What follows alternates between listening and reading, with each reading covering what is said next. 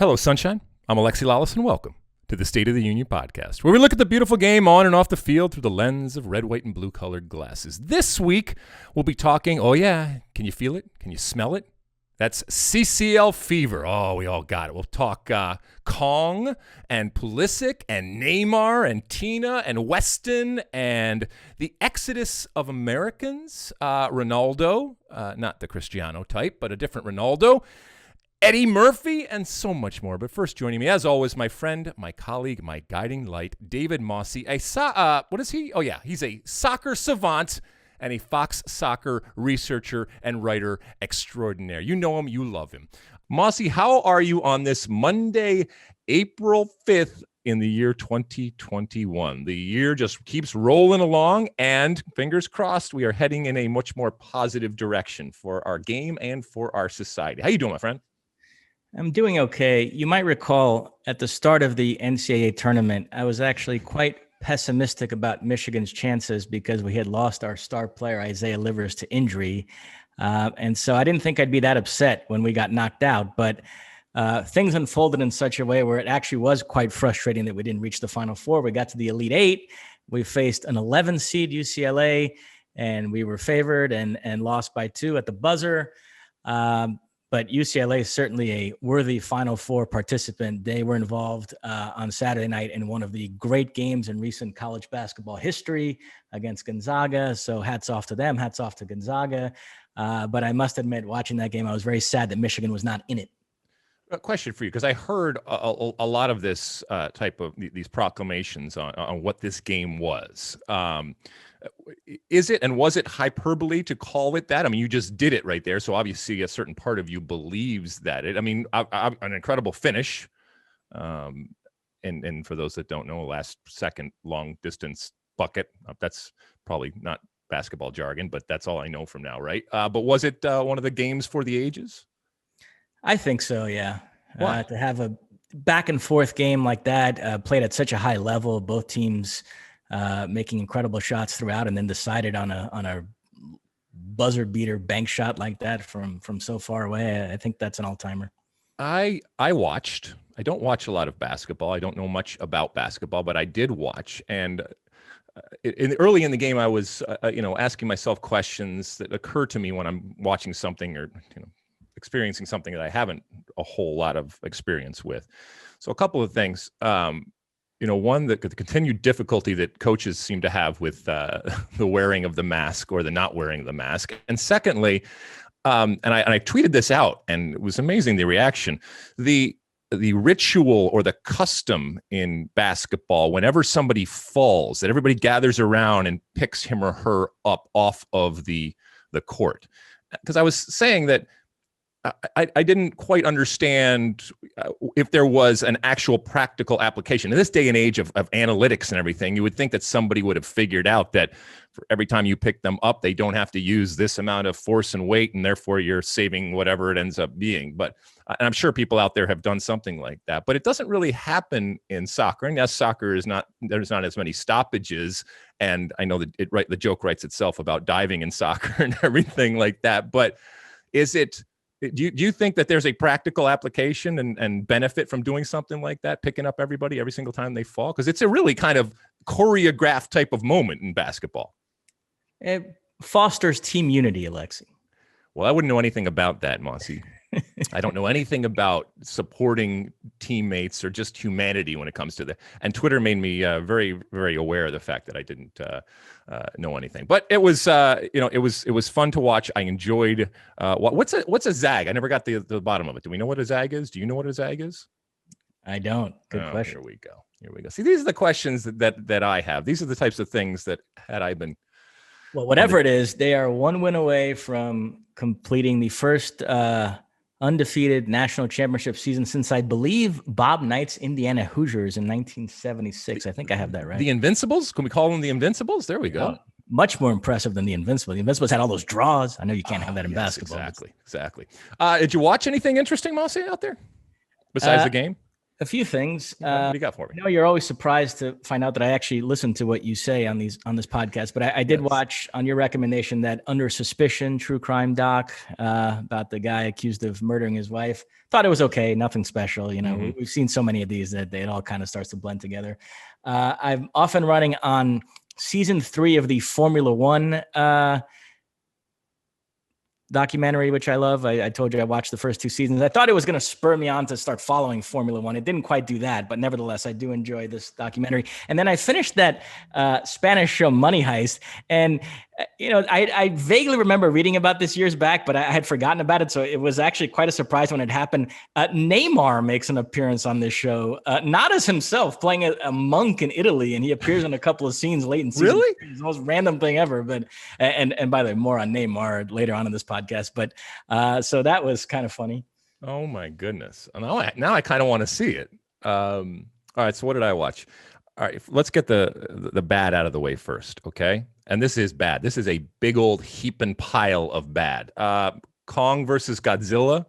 First off, I didn't even realize that this whole thing was a franchise, and this thing has been going on. And that's just me being unaware of stuff in popular culture out there. But the latest one is these two are back. These two monsters of the cinema and of culture are back to fight it out. Oh my God, I could not wait until it ended. It was what a colossal waste of time and energy and money when it comes to a movie. So 2 thumbs down for me. I'm sure there are others out there that enjoyed it, but I just couldn't get into it. And maybe not having the backstory and maybe understanding more about the dynamic hurt, but it shouldn't hurt. You should be able to drop into any of these things. I mean, you can drop into any Star Wars and still be entertained and appreciate it for value. Have you seen it, Mosse?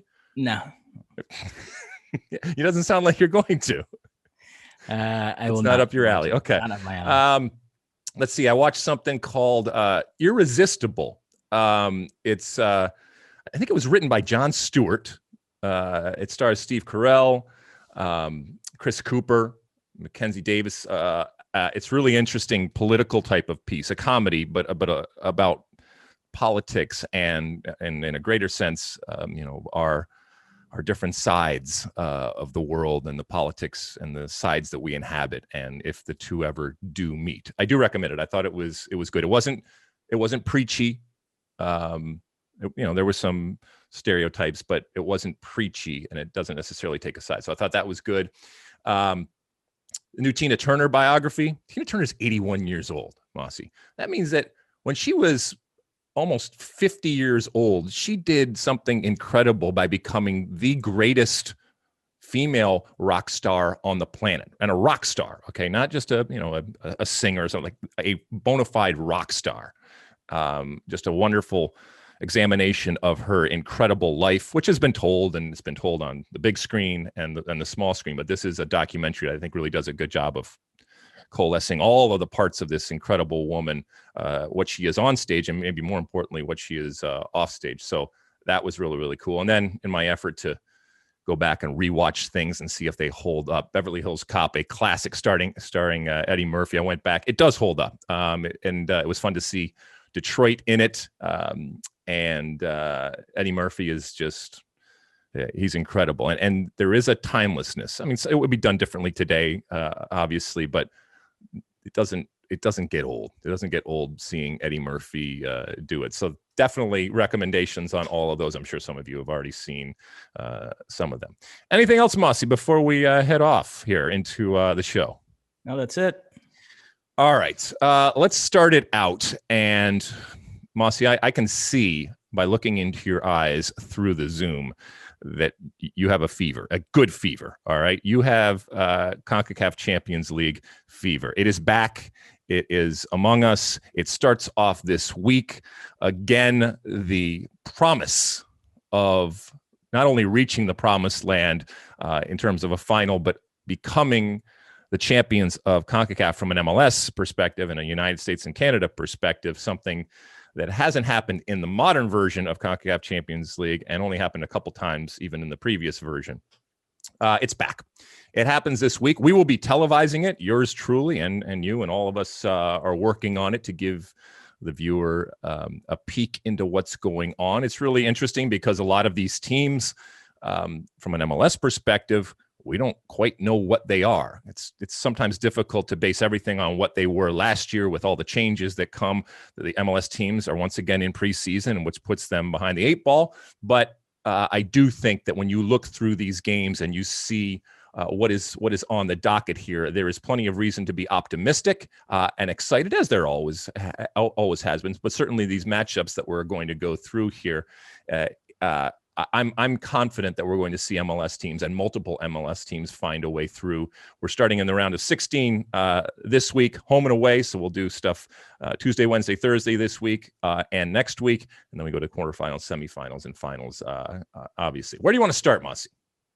Well, you're being modest. You said that a couple of MLS teams won a previous iteration of this competition. You're actually a member of the team that won it last time. An MLS team was CONCACAF champion back in 2000. The LA Galaxy, I believe, it defeated Olympia in the final.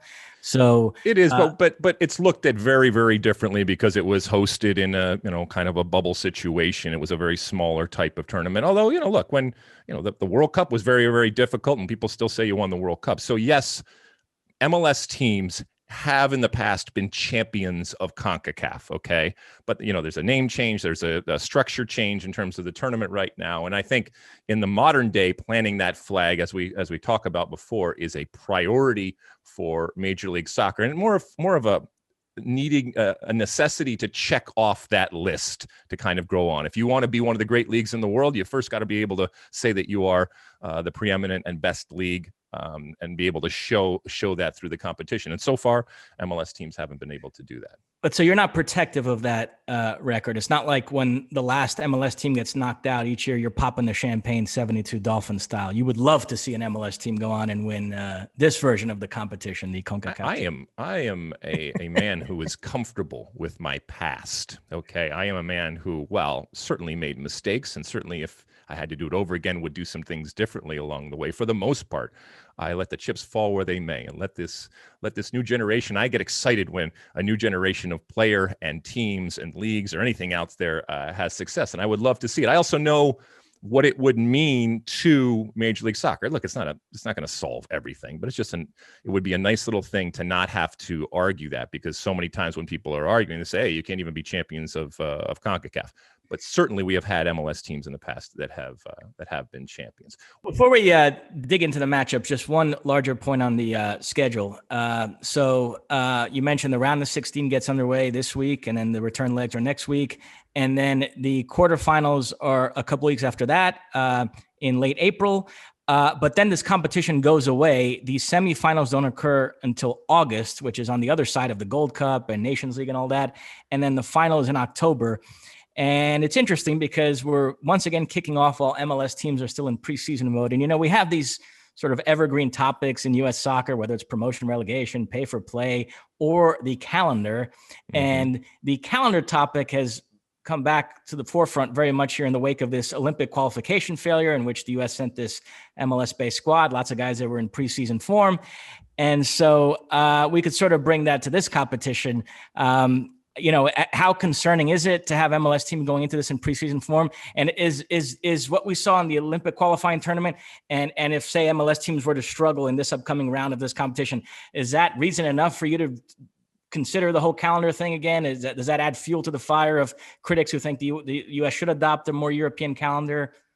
No, because I still don't think winning CONCACAF Champions League or making the Olympics, as important as they may be, that importance outweighs the challenges of shifting the calendar. Yes, shifting the calendar makes certain things easier, but it also makes other things more difficult. I mean, it's not just as if back in 1996, a bunch of owners got together and said, let's make this league, and here's what we're going to do. We're going to do the absolute opposite of everybody else. Just because why? Well, because we're, in that case, in that moment, because we're Americans, and screw the rest of the world. They don't know what they're doing. No. There was reasons. There are practical reasons why this exists. Now, it doesn't mean that can't be examined and looked at as a possible change. But I don't think that that's happening anytime soon for the reasons that you are saying. To put us in a better situation to win CONCACAF Champions League, which I know is important. I don't think it's that that important to change, what 25 years of history have established.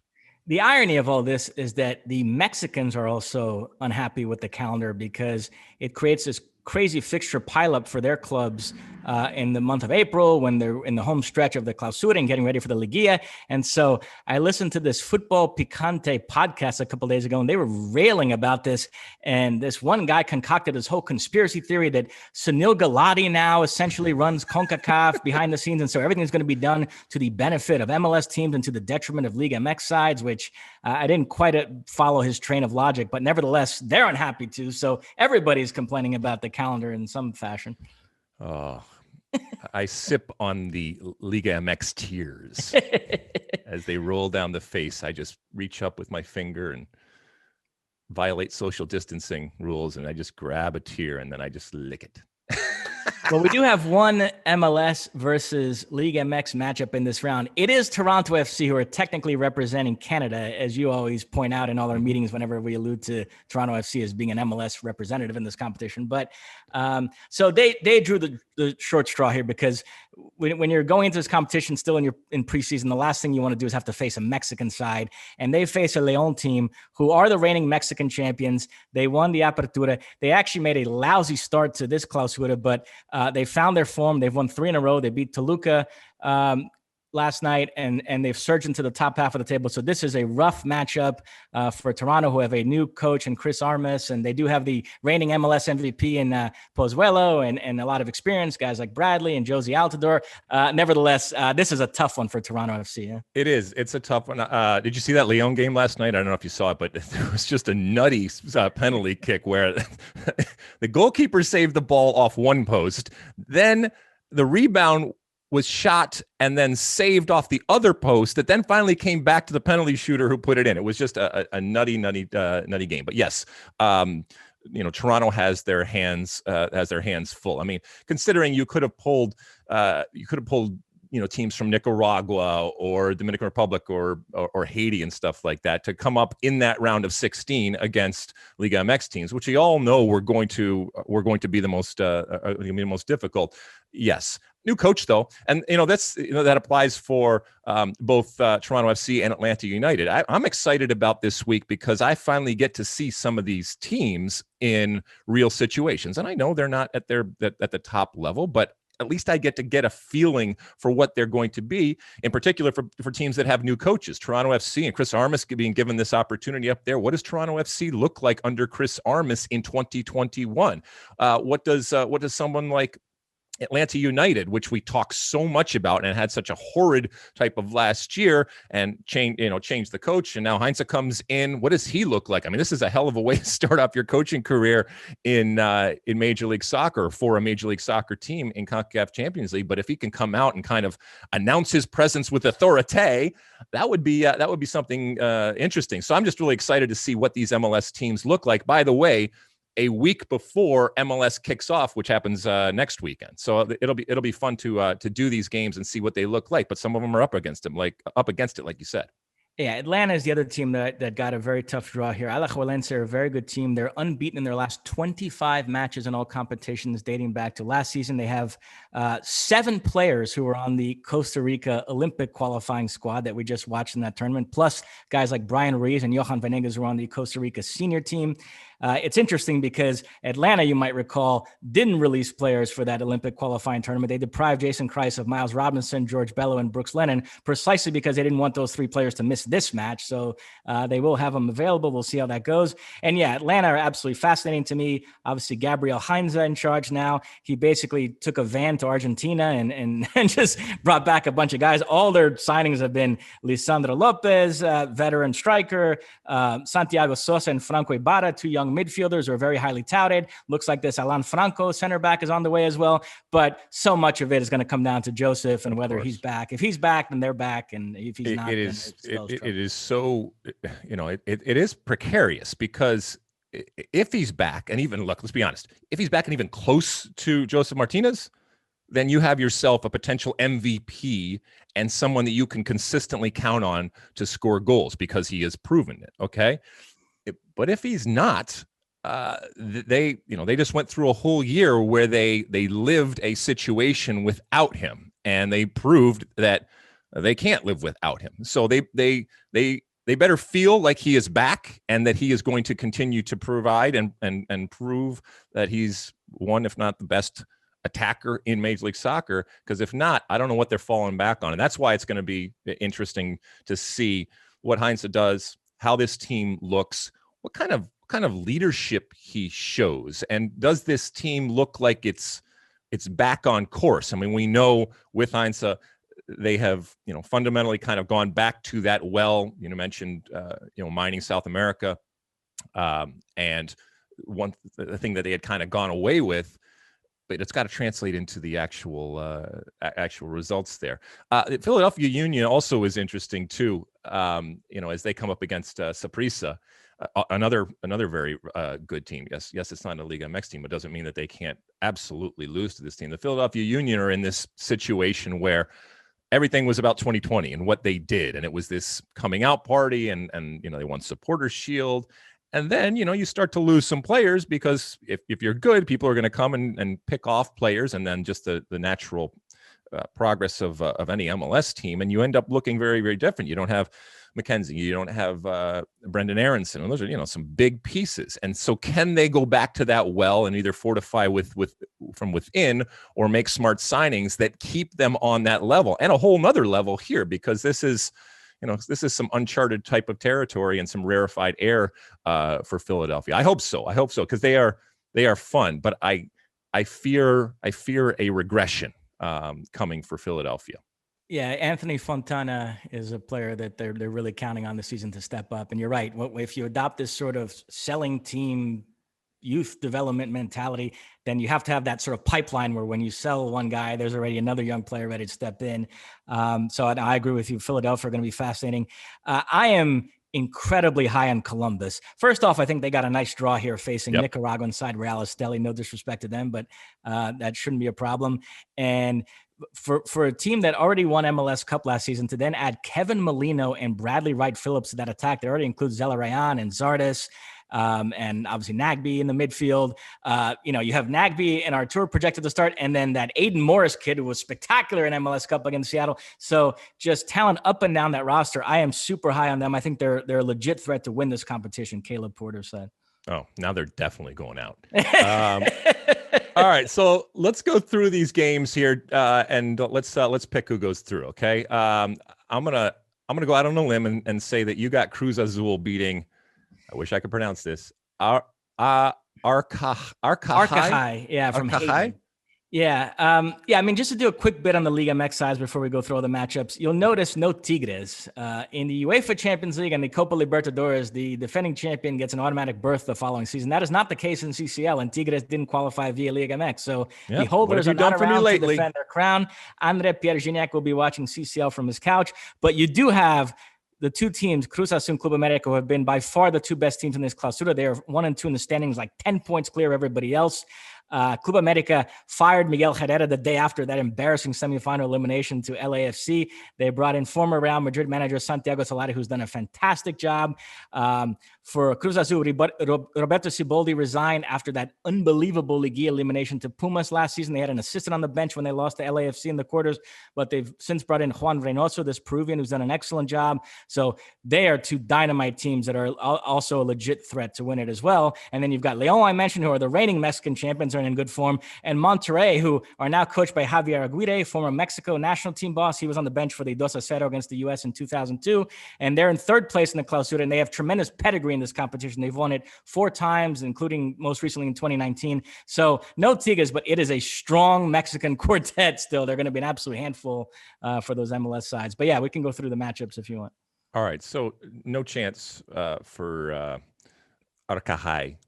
No chance, and particularly since their home leg tomorrow was moved to the Dominican Republic because their stadium didn't meet the minimum requirements by CONCACAF. So Cruz Azul thrilled with that. It's a much easier trip. There are direct flights from Mexico City to Santo Domingo. No security concerns. You recall the Belize national team bus was attacked by a motorcycle gang in Haiti recently, so nobody wants to deal with that. So Cruz Azul will get. Yeah, that's a whole. Yeah, I mean that's a whole other element that we haven't really touched on. I'm glad you did. Is these teams are still living in the age of COVID and all of the restrictions and the problems and the limitations as to what they can do, and as our Canadian teams and all that kind of stuff. All right, so you got Cruz Azul coming through there. Next, Toronto FC versus Leon.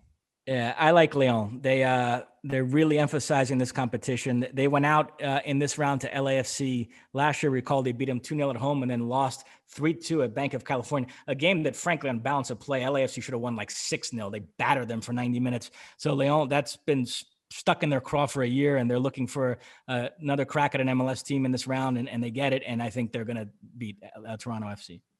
And that one, if I'm not mistaken, is also in Florida, right? I think it's in Florida or something like that. Well, we can check on that, but check that out. They play Toronto is the quote unquote home team first against Leon. See, I don't think they're coming through either in this home and away type of situation. I don't think that Toronto is up to it. I just think Leon's a better team, and the luck of the draw. They're facing a very, very good team right off the bat, and all the different reasons that we talked about. It's going to be difficult for them. I have the first leg in Leon, and then the second leg, you're right, is at Orlando City's training ground. It sounds like. Is it? Something like that. Well, but okay. Definitely not in Toronto. So yeah. Okay. Well, on top of everything else, they don't even have like a legit home game in this tie. So yeah, that's rough for Toronto. But still, you go on the road and you get yourself a good result. Things can happen. I just think it's a bridge too far for Toronto at this juncture. Okay. Monterrey against Atletico Pantoja.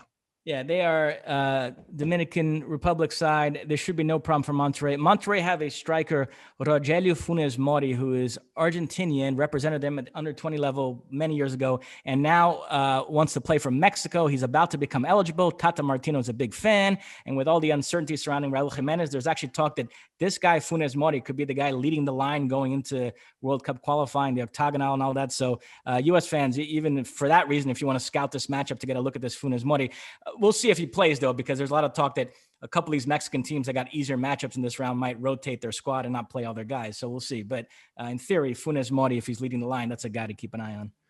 All right. And then we move on to your the team you're in love with, the Columbus Crew against Real Esteli, right? Columbus is a juggernaut. They will demolish Real Esteli over both legs. All right. I got Columbus also. I do have Monterrey, like you had said. All right. Union versus Saprissa. Yeah, Saprissa actually not in great form. You're right. They have great pedigree. They've been CONCACAF champions 3 times, most recently in 2005. But they're winless in their last 7. So I'd be inclined to pick the Union. But, man, there's just so much uncertainty around them with, as you mentioned, the players they lost in the offseason. So, yeah, this is a tough one. I'll go the Union on this one, but it's not with a lot of conviction. Where's that game? That first game? Do you have that one? Where that is? You're going to go Union. First game in Costa Rica and Saprissa. All right. I think that benefits the MLS teams to just go down and batten down the hatches and just see what you can get and kind of get your feet. I think I'm going to go Saprissa. All right. Atlanta United Alajuelense. There we go. Yeah, I mentioned earlier, I think this is a tough matchup for Atlanta. I'm going to go Alajuelense. They're in great form. And Atlanta, I think, could be a very good team at some point this season when Joseph gets his legs completely back and they integrate all these new players. But I don't know if it's going to be right off the bat game 1. So I think Alajuelense will get a result here and then go to Atlanta and finish them off. And I think they will advance. Oh, I think Atlanta comes out fighting. They can say, this is 2021. This is no longer 2020. We're back, baby. I got Atlanta United going through against Alajuelense. Okay. America and Olympia, the Paraguay, I think, right? No, Honduras, sorry. Yeah, very high on this.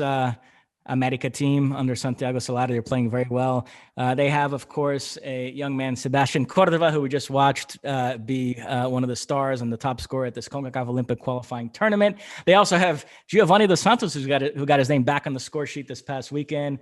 But yeah, loads of talent up and down that roster. They have something to prove the way they were knocked out by LAFC in the semifinals last season. So yeah, I think, and a coach like Solari, I think will take this competition seriously. His background, Real Madrid, having won UEFA Champions League titles, Champions League is in his blood. So yeah, America, no problem here.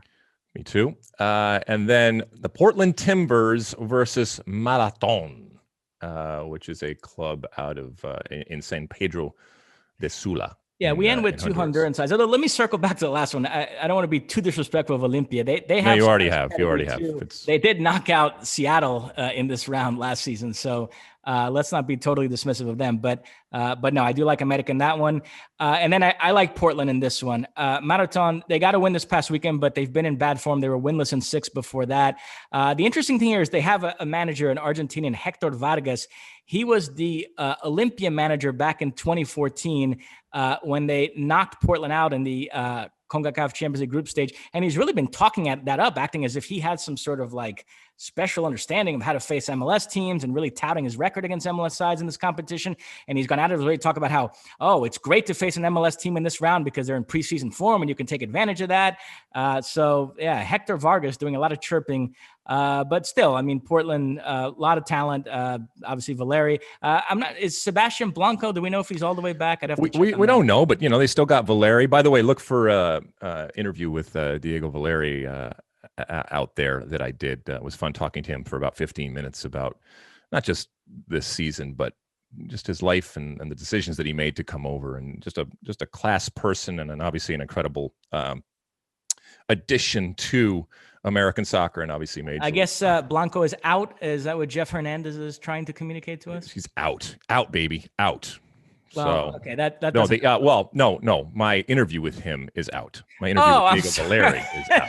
Okay, so you can definitely find that. Okay, don't be spreading rumors about Blanco. We'll see, but there's plenty of talent over there. Oh, wait, this coach once beat Seattle or once beat Portland? Well, he's faced Seattle, Portland, and Vancouver, and won games against all three. Portland. Listen, if Eric Ronaldo can win a game against Portland, then it's really not that. Yeah, okay. Portland, he actually eliminated back in the 2014 group stage. It came down to the final group match in Honduras. Olympia beat Portland 3-1, and that sent them through and knocked Portland out of the competition. So the Honduran media has been touting that in the last couple of days, and Hector Vargas has also been bringing that up. So we'll see if Portland can get a little revenge here if this is even okay. Up. So the only one that we differ on is you have Philadelphia Union and I have Saprissa, right? Yes. Is that the only one that we differ on? All right. I mean, it could certainly go either way. I'm happy to be wrong. I hope that Philadelphia, like I said, is raring to go in 2021, and they just piggyback off their success in 2020. But it's hard. I mean, that's the thing. When we see these teams, the opportunity to play in this tournament comes from the work and the success of sometimes very, very different looking teams that ultimately show up. But once again, it's that opportunity, and that golden prize awaits somebody. And I think we talked about this before as we get into this tournament. When the tournament first started, there was this kumbaya collective type of feel in how we supported American teams, Canadian teams, and certainly MLS teams that have been in it. And I think that is kind of gone out of the way. And MLS, hashtag MLS4, insert what team it is ever playing. And I think that's gone out of the way. I think that all these teams involved, they want to do something that, as we said, hasn't been done in a long time. And for a lot of people, just hasn't been done yet, and certainly in the modern form. And they don't, it's a race to the moon, and you want to be first, and you're not going to take any pride or be happy when somebody else does it, because it is that feather in your cap that you'll be able to always have. And you hope that it starts more and more of this, but our hopes and dreams have been crushed more often than not. No, always. And certainly in the future, hopefully we can have that moment. So we'll see how it goes. Myself, I'll be working with the good and great Keith Costigan. your friend Stuart Holden and John Strong and others will be putting together all of these games for you. You can find them all there on the Fox networks. You need to plug anything regarding our coverage, Mosse, with of CCL before we move on to some other things here. Oh yeah, we're showing all these games. We have a triple header tomorrow: Marathon Portland, Alajuelense Atlanta, and Arcajay Cruz Azul. The 3 games tomorrow. Then Wednesday, what do we got? We got Saprissa Philadelphia. We got Leon Toronto. And we've got Olimpia America. And then Thursday, it's the Real Esteli Columbus and Atletico Pantoja Monterrey. All those matches, most of them on FS1, but might be only 1 or 2 that are on FS2. So yeah, we're going all out here. I know you're calling with Keith the Alajuelense Atlanta game, right? I am, yes. Which I'm like really looking forward to that one. You drew a good one there, so I don't know if that's by luck or they wanted to put the A team on, the most intriguing match. I don't know what process. I enjoy calling games. I mean, I've done it for many times over the year, but obviously I make my bones in a studio setting, and it's where I love to be, and certainly where I spend most of my time, and I would suppose I'm most comfortable with. And people ask me all the time about the difference between the two, and yes, it's a different type of performance, a very different type of performance, a different type of preparation, but I still enjoy it. And you certainly have, just in terms of time, obviously you have a whole lot longer and bigger type of palette to paint, but you also are, reactive to what is ultimately going on the field. So I change. Even people have said that, the timbre of my voice, and it's different than when I'm actually being seen on television. So you change, and I think anybody that does this does it differently when they're calling a game as opposed to when they're working in studio. So you don't have to look at my face, which I guess is a good thing for some people out there, when all you have to do is listen to my dulcet tones and then scream and yell at me, as many are apt to do. All right, Mosse, anything else about CCL? No, that's it. All right. Before we leave this segment, we are, as we mentioned, on the verge of a new MLS season, and we're going to do a kind of a preview next week of what we are excited about and what's happening with Major League Soccer as it kicks off next week. And certainly from a Fox perspective, we're going to be all over it, and I can't wait. Lots of national games out there, and many actually on Big Fox. But as we go through today, another announcement regarding the rules and regulations that I just wanted to drop in. MLS is going to have concussion substitutes going forward this year. And so they just announced their rules and regulations as it applies to substitutes. We had talked, I remember, Mosse, last year when we were knee deep in COVID, we were talking about and kind of thinking about the things that were being implemented relative to the new world we were living in, and what may stick with all of this stuff that got thrown against the wall. And I think a lot of people, including us, looked at the 5 substitution thing as that might be something that people say, hey, that wasn't such a bad idea. And that actually kind of worked out. And we saw coaches react differently. And we saw, we even, I think, asked Klopp at different times, the strategy behind it. So that's something that's going to continue on for the foreseeable future. And MLS is going to continue to do that. So the 5 substitutes continues on. But then they've also added concussion substitutions. And so how this is going to work is each team has up to 2 concussion substitutions, okay? If at a point you use that, it's not one of your 5, but if you do use it, the opposition gets to add another substitute. And your 5, by the way, like always, you have 3 different opportunities to make them, not counting the halftime break. So this is going to be interesting. We saw when MLS implemented VAR how they went about doing it. I have no doubt that Jeff Agus, who is leading this charge, has thought about how they're going to do it. There are going to be different colors associated with which type of substitution is going to happen. So we will see on the sideline different colors that are being handed into the officials. Another thing to remember is that the decision as to whether they are making a concussion substitute is not done by the officials on the field. It is done by the technical staff of that team that assess the situation. Now, why is this interesting or important? Because in the back of everybody's mind, as we have thought about these different things, and as athletes and sports people are apt to do, we're always looking for a little bit of advantage. And I think that there are safeguards to guard against people using this in a way that it was not intended. But we are going to see, as this is implemented, some different things where we say, well, is it being implemented correctly? Maybe they got to tweak some things here.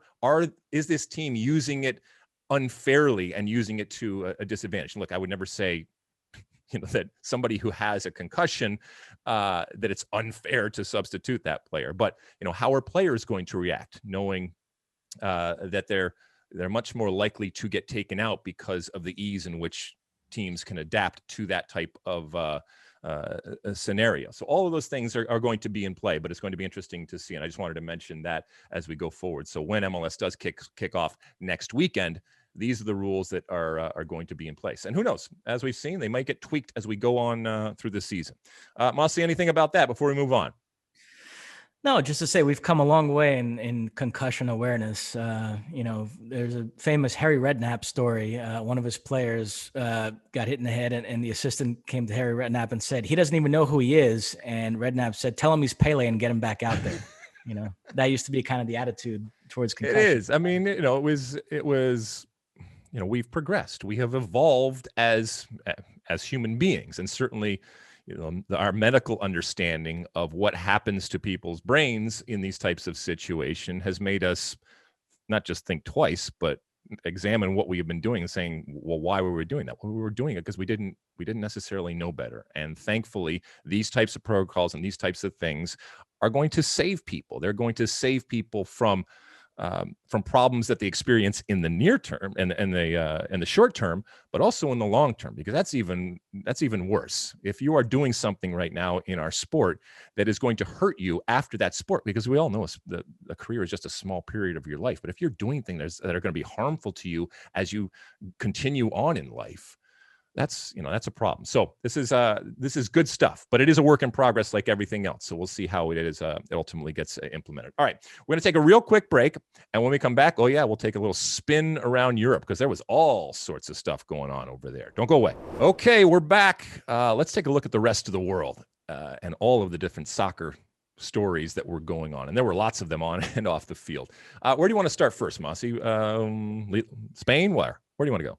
Yeah, let's go Spain first, and let's go results first before we get to some of the really terrible stuff that happened in Spain this weekend. Mm-hmm. We talked about this last week, how this could be the round where the title race really caught fire, and sure enough, Atletico Madrid did lose 1-0 away to Sevilla, while Real Madrid took care of business in their game, 2-0 win over Eibar.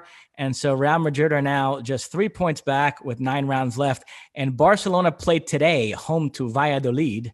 Ronaldo owned Valladolid. I know you have some thoughts on the Brazilian Ronaldo's work as an owner, but we'll get to that later. But if Barcelona take care of business today, they will be 1 point back of Atletico. And the interesting thing here is that Real Madrid host Barcelona next weekend in the Clásico. And this is trending so far away from Atletico and so much towards these two other teams that people are pointing to that game as the title decider, even though they're not even, neither team is in first place right now. It's still Atletico, but there's such a feeling that they're both going to blow by Atletico. And I have to say, I feel that way too. I mean, I know early in the season, I was banging the drum for Atletico, but there's just no way. This is going to become about Real Madrid and Barcelona. Tortoise and the hare. Wow. I mean, look, it is just impending doom when it comes to Atletico Madrid. We've probably already passed this, but certainly at this point, when you go, when you gamble, when you play blackjack and the cards get dealt, and then the dealer asks for insurance because you kind of see what the lay of the land is, and you can kind of see the way that it's going.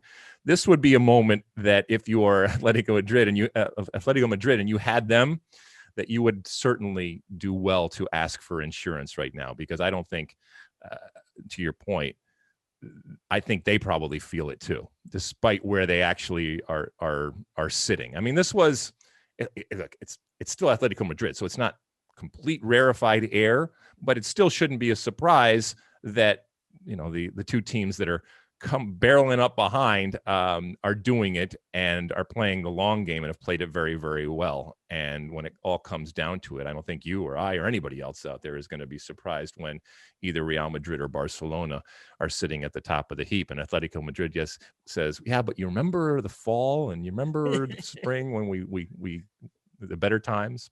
All right. So how does this end up for you then, ultimately, if you have to predict now, speaking of betting? I would say Barcelona, which is amazing. There's this disconnect. The media outside of Spain still thinks Barcelona or this club in turmoil, and I still get people coming up to me and saying, "Boy, can you believe the mess at Barcelona?" Meanwhile, in Spain, the sense is that they've kind of righted the ship here, and this is trending towards them winning a League and Cup double this season. They just elected a president that Messi really likes, and so this whole Messi thing might become something of an anticlimax this summer, where he might just re-sign with them and not even entertain any other offers. I kind of think we're trending that way. Yeah, Barcelona. They're my pick to win La Liga, and then they're in the Copa del Rey final, which, if you want to transition to that, because that was the other big happening this weekend. Real Sociedad won the 2020 Copa del Rey title, defeating their Basque rivals, Athletic Bilbao. It's kind of funny. These two teams reached the final last season, and it was such a historic occasion for these two arch rivals to be facing the Copa del Rey final that they told the Spanish Federation, we'll wait as long as possible to play this game in the hopes that the COVID situation will improve and we'll actually be able to have a packed stadium for it. Now, that was not to be, unfortunately. So they had to play it at some point. So they finally went ahead and played it this past weekend. Real Sociedad won 1-0. It's their first trophy in 34 years since they won the Copa del Rey in 1987. But it's kind of funny. Athletic Bilbao have also reached this season's Copa del Rey final. So here they lose this final. And now 2 weeks from now, they face Barcelona in the 2021 Copa del Rey final. So I don't think I've ever seen a team in the same month have two different finals of the same competition. But hey, listen, we live in strange times, Mosse. So we see all sorts of. Speaking of seeing things, did you see the coach, the manager for Real Sociedad, celebrating at the press conference? He is a lifelong fan of the actual club, and he was he was 15 years old the last time they won a trophy. And so in the press conference after, like you mentioned, that 34-year drought, he put on the jersey, he had the scarf, and we're actually going to talk about this later on in the pod a little bit about connection to clubs, having it or not having it. And obviously he had it. It was just a fun moment with the recognition that in our heart of hearts, we are all fans of the game, some closer than others. And for him to be able to experience this from the unique position that he was, but also be that fan and to see that part of him out there was really cool. No, absolutely. And David Silva adds to his legend by going to Sociedad this season and helping them win their first trophy in 34 years. We know everything he won with Manchester City in the last decade. So hats off to him. So yeah, that was the good in Spain. Do you want to, unfortunately? Yeah. But there continues to be problems. So lay it on us. So in the Valencia Cadiz game, a Valencia player, Mukhtar Diakabi, was racially abused. Valencia walked off the field. The game was interrupted for 20-something minutes, but then Valencia came back on the field without Diakabi and played out the rest of the match. And everybody asked them why, and they said, well, we were told that we would have to forfeit and risk incurring some sort of penalty.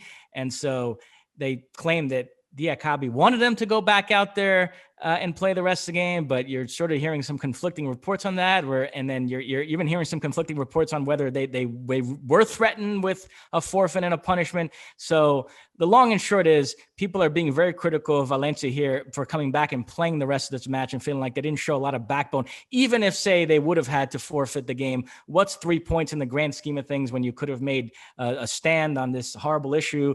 And so a lot of debate the last day or two about the situation. I mean, what do you make of it? Well, so here's the problem from a league standpoint, in that if you have a situation like that, some of these situations are difficult to prove. And some of these situations, you want to make sure that you don't just have people walking off the field or abandoning games unless there is real credible type of evidence. And look, I'm not saying that there wasn't in this case, but that's probably why some of these rules and regulations are put in place to make sure that, once again, that in a strange way, and I would hate to think this would ever happen, but nobody would ever abuse a situation and try to use it to their advantage. But in this day and age, I would have to feel that this player and this team, the fact that they felt their only recourse was to go back out on the field. And as is the case, and probably is the case with this, I bet you there's a whole lot more to the story when it comes to how that information was passed along and how it was disseminated between everybody. It's, kind of like that old telephone game that you play as a kid. By the time the message actually gets there, it might not bear any resemblance to what was initially intended out there. But, this is unfortunately too common. It's too common in our game. And unless there is direct action taken both at the time and certainly after the fact, that it's going to keep happening because people aren't going to recognize that there are consequences to the actions that they take and to the words that they ultimately use. All right. What else, Mosse? What else we got here? Well, that's it for Spain. We can transition to England, where, Rory Smith wrote a piece last week really touting the fact that, hey, we might not have any kind of title race because Manchester City are running away with it, but it's shaping up to be an incredible top 4 race. Yep. And right on cue, Chelsea, who had been in terrific form the last 2 months, suffer an incredible home defeat to West Brom. They were up 1-0 on a goal by Christian Pulisic. Then Thiago Silva gets himself sent off, and they absolutely crumble down a man. It ended up being the Mateus Pereira show, this Brazilian for West Brom, with 2 goals, 2 assists, and West Brom get out of there with a 5-2 win at the Bridge. And then to add insult to injury, or I guess add injury to insult, Christian Pulisic injures his hamstring at halftime and isn't able to come back out, and now might face another spell on the sidelines. So I guess where do we start? Yeah. First off, this is West Brom, right? Okay. Last time I checked, 19th? Going to go down? I mean, this isn't top 4. Now, Chelsea, like you said, are fighting for top 4, and they are still there. And under Tuchel, it has to be said, I mean, it has been a massive and positive turnaround. So this was problematic. And yes, you got a red card. And the adjustments that teams make when there is a red card are traditional because they work. Okay. We all know that you can certainly play 10 versus 11, but you have to adjust and oftentimes adjust what the best laid plans that you had. And at times you have to absorb more pressure. At times you have to be much more of a counterattack team. At times you have to give up players in areas of the field that you might not want. But there was none of that. And it was, a eventual capitulation to a mediocre to poor team. So this is a bad result in terms of the inability to grab those 3 points. And in this musical chairs that's going to go on here at the end for the top 4, that might be the difference between you being in Champions League and you being in Europa, and that would be a problem for Chelsea, and that would be a problem for Tuchel. From a good perspective is Christian Pulisic, after a good showing with the national team, the U.S. national team, comes back. You think he's got, he's had a little time off. He's been time off, but a time away. He's been with the national team, been with his friends over there, scores goals and comes back, and he's feeling good. Gets a goal on the field. Now you think, oh, now it's translated to Chelsea. And then, like you mentioned, this bizarre moment, and that moment in a nutshell encapsulated everything that Christian Pulisic is and isn't. The fragile nature of this player, physically and probably mentally right now because of the injuries and the consistent injuries that he has experienced. But just the whole way that it came down, where you see him come out on the field and I guess test it out or something like that, and then turn around and obviously say that he can't go. And, the pictures are worth 1,000 words, the face of Tuchel and all of that kind of stuff. And from an American perspective, the sigh and the rolling of the eyes, but none of the surprise, because this is no longer a surprise that Christian Pulisic once again is injured and just cannot stay healthy at a time when we thought he was coming around a corner. We thought that, and he needed kind of to establish himself in Tuchel's eyes, I guess, reestablish himself. It's just, it's not good. It's not good for him. And it's not good for him at Chelsea. All right. Part of me goes, well, I want him to do well, but as long as he's healthy for the U.S. national team, I'm just looking at the U.S. national team, that's what I want. But I worry. I worry if he cannot, and he has constantly demonstrated that he can't have any type of consistency. What did you make of it? No, yeah. I mean, it's incredibly frustrating, the stop-start nature to his seasons, and he can't ever get into any sort of flow, any sort of rhythm. It's a major issue, so for obviously both for Chelsea and the U.S. national team. And can I say, look, we are in the business where we throw out hot takes and opinions, and we read body language, and we attach narratives and notions to things that may or may not actually be there, but the way that he did this doesn't help those that are looking for or have already found reason to criticize or worry about Christian Pulisic. And I know there's an element of all of us that say, "Come on, suck it up." We want him to be, for lack of a better word, harder. And when we see these types of things, they just they play in and they confirm suspicions that we have that he is fragile. And that's not something that you want to have attached to you. Any player wants to have attached to them. Is it his fault? No, it's not his fault. I always think about, do players understand the difference between being hurt and being injured? I mean, the last time that I was 100%, I was 10 years old. Okay. So if you're trying to get where you feel 100%, you will never, ever get back there. No matter what, something is not going to be right. And certainly if you go looking for it and you expect it, it can become, this self-fulfilling prophecy going forward. So we'll see how long this keeps him out. Again, this summer is going to be really, really interesting with him and his agent. And if Tuchel says, "Look, I'm cleaning house and I'm getting rid of any of that dead weight that I don't feel I need going forward," and I don't think that it's just about Christian Pulisic. I think there will be others. So we will see what his Chelsea looks like later on. But whether it's Chelsea or anybody else, I think there will be players that are going to be looking for other opportunities, shall we say. All right, what else, Mosse? Well, so this is where the top four race stands. I think United are safe. And Leicester are not safe, but in pretty good shape. It gets really crazy after that. Chelsea are fourth on 51 points. Tottenham and Liverpool both 2 points back. And then you also have West Ham and Everton, and I would cut it off there. They're in the mix as well. Both those teams, Everton are in action right now against Crystal Palace, while West Ham play later today against Wolves. So we'll have to wait and see those results and where that leaves them. But so pretty crazy race for top four. Liverpool had a nice win, 3-0 away to Arsenal. The incredible Diogo Jota comes off the bench and scores 2 goals.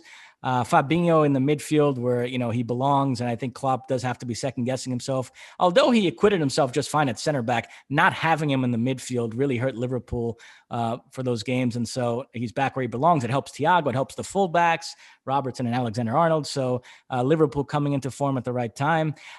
One note on Manchester City. They won 2-0 away to Leicester. Sergio Aguero started this match, did not play well, had to come off. Listen, last week it was official that he's leaving the club at the end of the season when his contract runs out.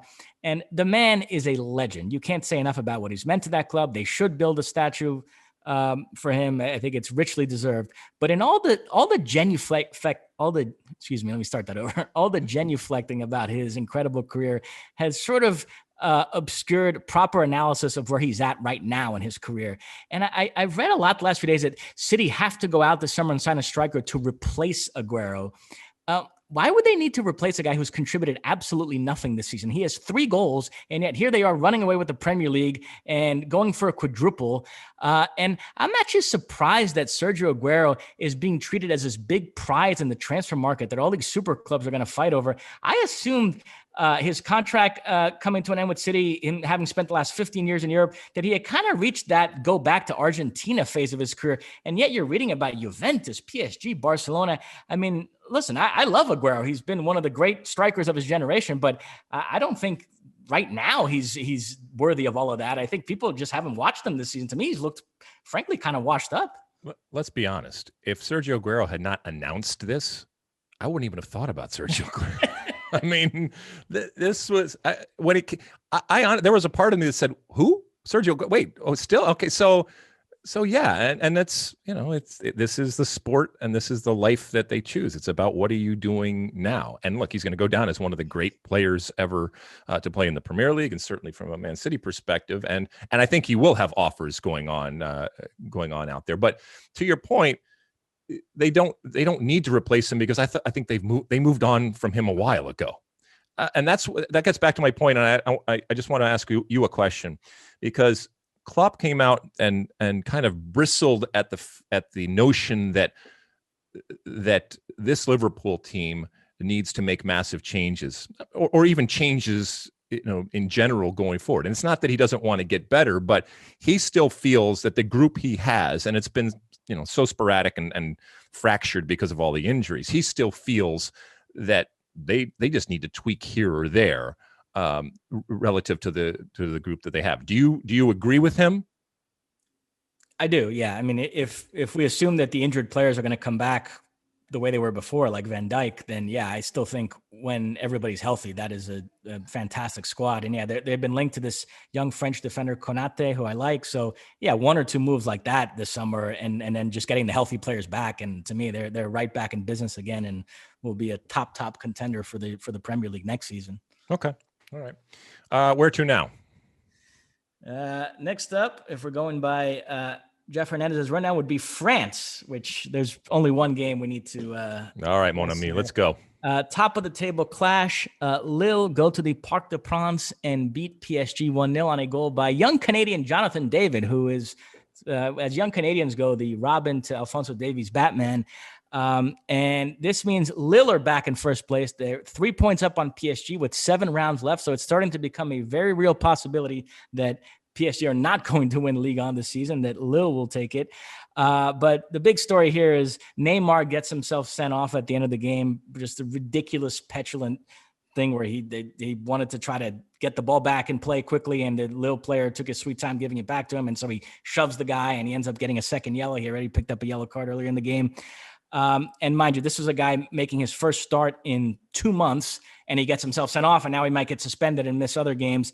And so it's just triggered, again, a lot of conversation about Neymar, and rightly so. And, I'm Neymar's biggest fan, but even I'm sort of kind of jumping off the bandwagon. And, I've been thinking about this in the last couple of days. Neymar and PSG are currently negotiating a contract extension. And every story you read about it, it's viewed entirely through the prism of whether Neymar is willing to commit to PSG. And nobody bothers to ask if it makes any sense for PSG to hand a long-term mega contract to a guy, even if you put aside all the other baggage, just focus on his injuries and just how injury prone he's been the last few years, how many games he's missed for them, the fact that he's no spring chicken anymore. He's entering his 30s now. He turns 30 next season. And to me, that doesn't make any sense. And yet it's just a given that, of course, if he wants to resign, PSG are going to resign him. It's a question of whether he's willing to accept their offers or not. I don't know. There needs to be a larger conversation here from the PSG perspective of whether this makes any sense. Save your money and go try to sign a younger superstar, I think. I mean, what do you make of that? Mosse, down on the legends of the game this week. Wow, he's Aguero out of here. What's he? He's old news. Neymar gone. I'm over him. Wow, who's next? The guy's missed half their games. I mean, all right, okay.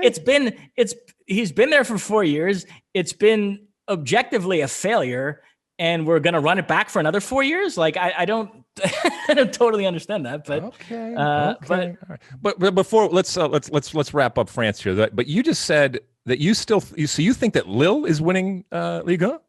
I think it's at least 50-50 now. You kind of still think push comes to shove, PSG will find a way, but there's only 7 rounds left. They're 3 points clear. They're playing very well. They're not going to drop too many points, and PSG have looked so shaky that I think don't whether know. it's Atletico Madrid or Lille, these people, it's who am I and why am I here? It's what was his name? James Stockdale or whoever his name is that ran. It's a long time before you were around, but anyway, it was a famous line there. So I think that they're just happy to be there, but they know they're not going to be around there long.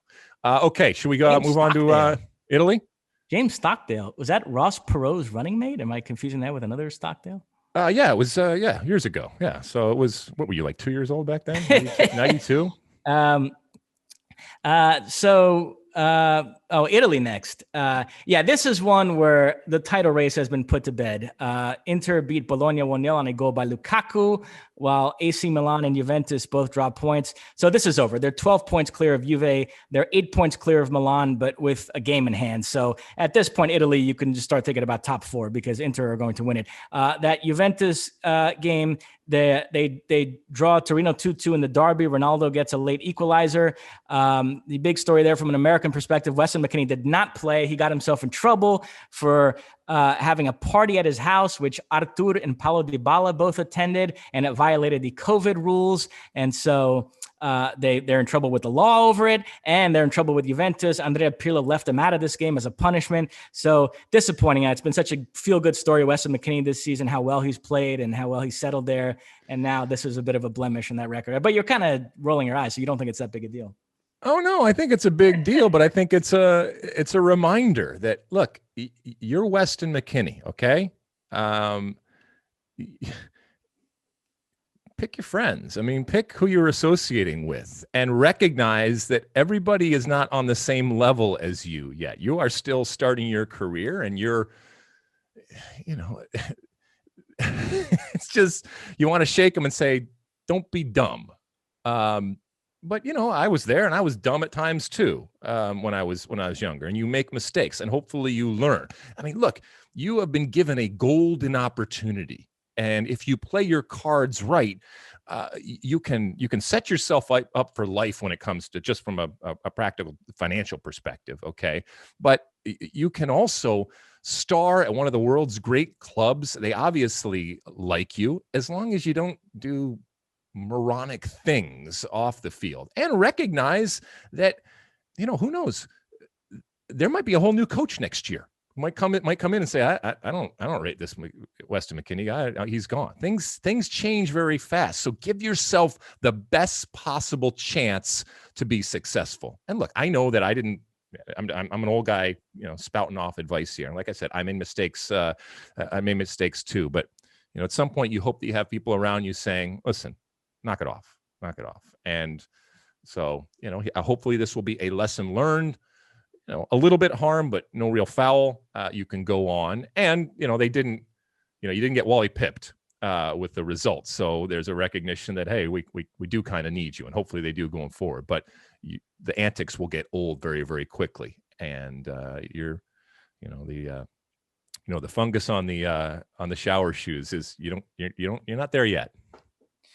And then finally, Germany, 2 games worth mentioning here. Bayern go to Red Bull Arena in a top-of-the-table clash. No Robert Lewandowski. He picked up an injury over the international break, which is going to keep him out for a month. So Choupo-Moting started up top, and still Bayern go in there and win 1-0 on a goal by Goretzka, set up by Müller. And so they were up 4 going into this game. This opens up a 7-point lead with 7 rounds to play. Not that any of us seriously thought, we know from covering the Bundesliga the past 5 years, it's not really about a title race. It's about the illusion of a title race. You just hope that somebody can make it respectable. But this, I think, seals the deal this season. 7-point lead with 7 to play. No way Bayern are going to cough that up. So they're going to win a 9th straight Bundesliga title. All right. One more. This is a biggie, actually. Eintracht Frankfurt won 2-1 away to Dortmund on a late goal by André Silva, who, by the way, whenever I rattle off all these talented Portuguese players, I usually don't throw him in there. I need to include him because he's having a phenomenal season. He is the 2nd leading scorer in the Bundesliga behind Lewandowski. He's ahead of Haaland, actually. And this result has some major Haaland implications. Erling Haaland, everything about his career has been very carefully managed. He hasn't been in any rush to get to a super club. When he was at Molde, he already could have gone straight to a big club and instead went to Salzburg. When he was at Salzburg, he could have gone straight to a big club. Instead, he went to Dortmund. And the plan here was for him to stay at Dortmund through the summer of 2022. He even negotiated his contract in such a way where the buyout clause of 75 million euros only kicks in June of 2022, because that's when he assumed he'd be leaving. And then he wanted that low buyout clause, so he would have his pick of any team, and it would take Dortmund out of the equation. But Dortmund not qualifying for the Champions League this season can really sort of throw a monkey wrench into those plans. They are now 7 points back of Frankfurt, who are in fourth. Dortmund are in fifth. There's 7 rounds to play, so it's looking very unlikely they're going to make it. Erling Haaland loves the Champions League. His ringtone on his phone that he set up as his alarm is the Champions League theme song. And so you're now starting to hear some rumblings from his camp, from Haaland himself, from his agent Mino Raiola, from his dad Alphonse Haaland, that if Dortmund were to miss out on the Champions League, then he would strongly consider pushing for a move this summer. Of course, what that means is then a club would have to negotiate a transfer fee with Dortmund, because you wouldn't have that buyout clause. So now you're talking about 150 million euros, and Dortmund having some say in the matter, because they're going to push him to go to wherever club offers them the most money. It might not necessarily be what Haaland's top choice would be, so you'd have a little bit of a battle there. But nevertheless, every game Dortmund loses here in the Bundesliga, it pushes Erling Haaland towards leaving this summer, when obviously becoming, and that's important, because that he obviously, even at his young age and with his inexperience, he still has leverage, and he is still recognized as this incredible asset they have that has continued to increase in value. But I don't blame him, and that's something that your elite clubs can offer and have to offer in order to attract the best players in the world. And when you don't have it and you lose it, you're going to have unhappy players, and people will be knocking on your door. And you're going to have, some decisions to make. Anything else, Mosse? Nothing on the weekend. Then we'll just end quickly on Champions League this week. We talked about these matchups when the draw came out, but just to go over them again, Manchester City host Dortmund on Tuesday. No Jadon Sancho, so my Sancho versus Foden storyline went up in smoke, but Erling Haaland expected to start. City are one of the teams that have been linked with him. City are one of the clubs his dad, Alphonse Haaland, played for. So some neat storylines there. But I we did our predictions a week or two ago, and I said City, and I stand by that. I think they take care of business here. This is the round where Pep does usually flake out in the Champions League, but fortunately for City, they're facing the flakiest club in all of Europe. So I think Dortmund's bad juju will outweigh Pep's bad juju, and City will go through. Then you also have Real Madrid, Liverpool. The big development here since we last spoke about this matchup is Sergio Ramos picked up an injury over the international break, so he is out for these 2 legs. I had already picked Liverpool. That only strengthens my conviction, so I'm going with Liverpool to advance in this tie. Eden Hazard might be back earlier than expected, so he might figure in these couple of games, but frankly, the way he's played since joining Real Madrid, who cares? And then on Wednesday, Bayern hosts PSG. When we talked about this a week or two ago, I picked PSG. Robert Lewandowski has since gotten injured and knocked out of these 2 games. So you'd think, oh boy, that only strengthens your conviction even more. No, I'm changing my prediction here. After watching Bayern this weekend, I've talked myself into the fact that they'll be fine. Now, Choupo-Moting started this weekend. I suspect Gnabry will start up front in this game, flanked by Coman, Sané, and Muller. And they're just so Bayern, they're so institutionally solid that they'll figure out a way to play without Lewandowski. While PSG, all of a sudden, Verratti's out, Paredes is suspended, and read today Alessandro Florenzi tested positive for COVID, so he's out. So they have 3 big misses. You could argue losing a player like Verratti in the midfield is even more significant than Bayern losing Lewandowski, because losing Verratti fundamentally changes the way PSG play and how Pochettino is going to set up the team. And then you have this whole issue with Neymar now. Where's his head at? So PSG are a mess. So I am switching my prediction to Bayern in this tie. Wait, you can do that? I didn't even know you could do that. All right, fine. Okay, fine. And then lastly, Porto take on Chelsea. These 2 matches, by the way, will be in Seville. All the other games I mentioned are occurring in the stadium where they were supposed to occur. But this Porto-Chelsea first leg, because of COVID, was moved to Sevilla. And the second leg in this tie will also be in Sevilla. And Porto pulled off that great upset over Juventus. I know you feel like I'm disrespecting them, but despite what happened at Chelsea this weekend, despite Christian Pulisic's uncertain status, I still expect Chelsea to take care of business here. So I think we're going to have 3 English teams and Bayern in the semifinal. Okay, well, what we've established so far in this podcast is you hate Sergio Aguero, you hate Neymar, and you hate Porto. Got it. Okay, well, we will look forward to those. Fun week of matchups here. Anything else, Mosse? That is it. All right, we're going to take a real quick break. When we come back, we will have, oh yes, Ask Alexi. All right, we're back, and it's time for Ask Alexi. You use that hashtag Ask Alexi. You send us in some comments, questions, and concerns out there, and we pick a few each week, as we have done this week. What do the people want to know about or talk about this week, Mosse? First up, Jason Smith. As an MLS fan, why should I be excited about all of the young, talented players being sold to Europe? Shouldn't I want to keep them playing on the team I support in MLS?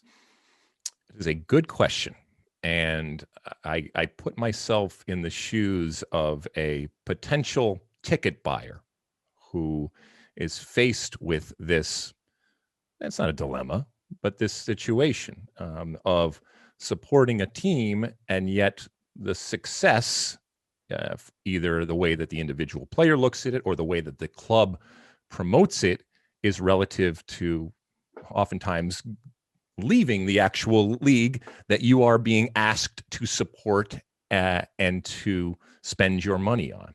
I do think that this is and this is a much bigger picture. This is a battle for hearts and minds. This is a battle to change perception.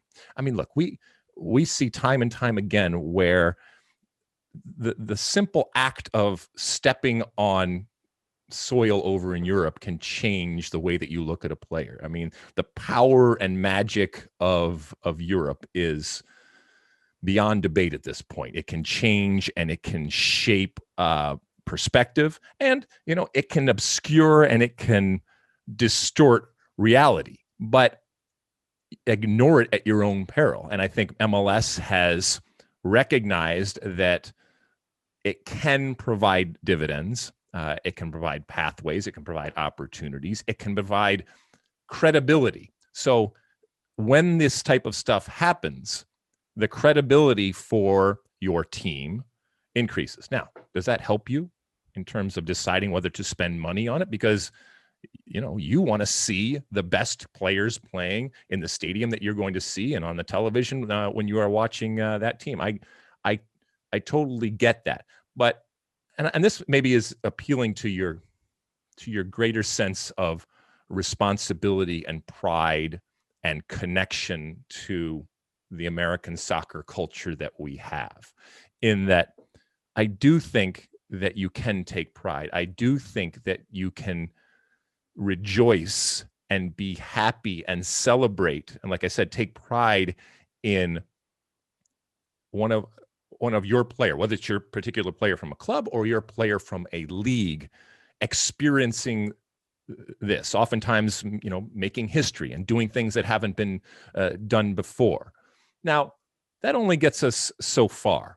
MLS, from the time it started, has guarded against being pigeonholed as a development feeder minor league type of league. And they do not want to, and I still think they don't want to, despite, kind of changing their views. They don't want to be viewed as a Eredivisie type of scenario that is always just fostering talent and then moving them on. They want to be viewed as a destination, a league of choice. So at some point, you have to step up and make it worth the while of these players. And they grow up watching and they grow up dreaming about these opportunities, and there's nothing that you can do about that until you start to change the perception of your league, until you start to compete, until you start to spend more money. And I'm not telling them anything you don't know. Once again, it's real easy to spend other people's money, but that's the problem right now. So I guess to answer your question, take pride in it. Take pride that somebody who grew up doing maybe some of the same things that you did, mom and dad coaching, orange peels and juice boxes at halftime, a youth soccer system that's a whole lot more robust than when I was growing up, but still that is coming from maybe even your neck of the woods, maybe even played with them or something like that.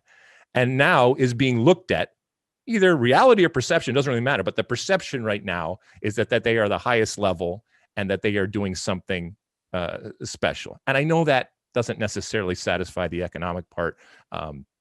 And when you are on the phone with that man or woman from that team that is calling you, I think it's completely fair to ask, why should I do this when all of our best players are just going to leave?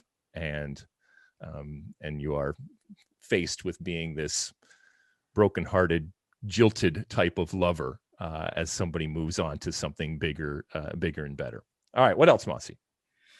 Next up, this question requires a little bit of context. So Grant Wall did what I thought was an excellent interview with my favorite player, my favorite human being, the Brazilian Ronaldo, who is currently the owner of a Spanish team named Valladolid, who are facing Barcelona today.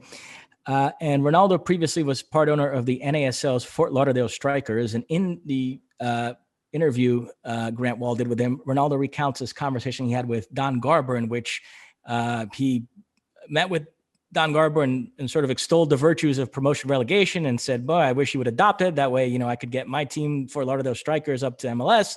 And Don Garber kind of said, no, that would never work here. And if you want to be in MLS, you got to pay the expansion fee. And so, as you expect, critics of the MLS closed system and proponents of Pro-Rel jumped all over this and we're talking about it on Twitter as an example of everything that's wrong with MLS's closed system. But you kind of defended Don Garber a little bit. And so this guy, Tyler Vermillier, asked essentially about this. Do you think it's right that, what Don Garber said to Ronaldo? Yeah, absolutely. Well, and look, Don Garber, I think, has denied that he said this, but it's absolutely right to say it.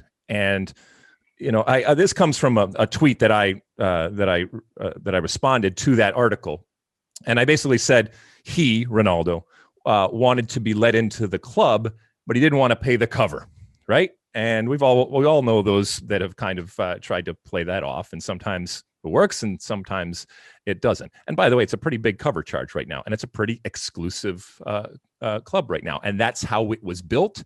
That's how it functions. And that's how it's going to continue to function, especially because people have paid so much money to get into it. And why should you be given something for free? And so immediately people, that type of comment from me is immediately taken up and said, this is what is wrong with the American system. This is what is wrong with Major League Soccer and the single entity and the closed type of system and all that. And so, this person recognized that what I was saying was the reality of what was happening, and then asked me, but you think it's right?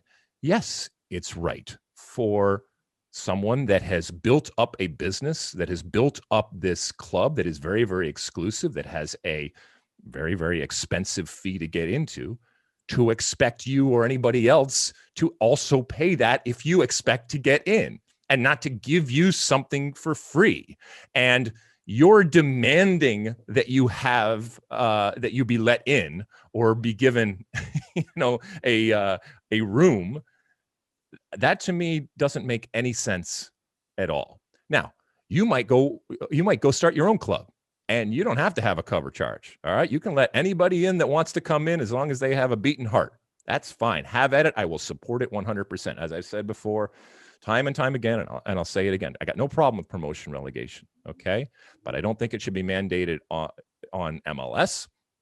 And, and so when I hear the response to Garber, it makes complete sense to me.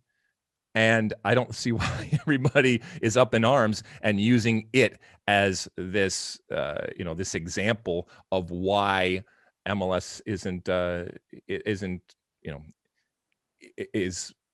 destined not to be great going forward. So yeah, I mean, I do think it's right. I think it is right in the structure that MLS decided on, and in doing so created the most successful professional league in American soccer history.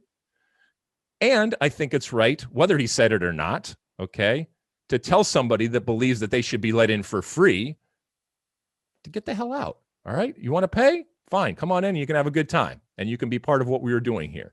And if you don't, see ya. All right. What else? And when on this, Night Winds asks, do you ever feel left out by not having a quote unquote team? I know you love to watch a super club, but feeling the highs and lows of supporting one side can be quite the ride. Interesting. You're right in that I don't have a specific team that I live and die for each and every week. And maybe that gives me a different type of perspective. And maybe my perspective is hurt at times because I don't have that.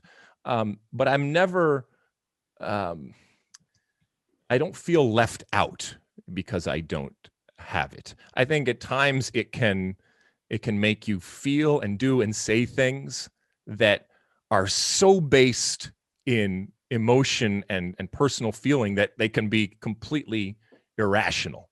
And look, times it can be amusing and it can be fun, and even at times it can probably be good TV. But because I don't necessarily have a horse in the race, I think that I can have a better perspective, and I think I can, play the field a whole lot better. But ultimately, I don't feel like I'm missing everything. And I've tried over the years to say, I'm going to follow this team this year and see if it takes, and it doesn't. I'm an equal opportunity fan in there. Whatever moves me, it moves me. And yes, I recognize that not having that connection maybe means that I can't always relate to somebody that does have that connection going forward. But I'm not going to change it just to change it. If something moves me in a way that I feel like this is a team that deserves my attention and my connection, then I will do that. I'm not hell bent on not having one. It never took. So what else, Mosse? That is it. That is it.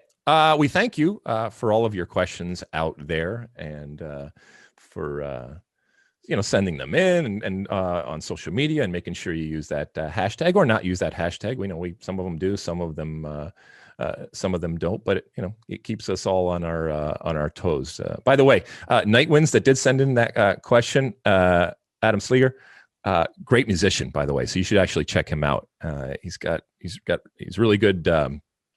Not just a musician, but also a great producer out there. So check him out. Thank you to him and everybody that sent him in. All right, we're going to take a real quick break.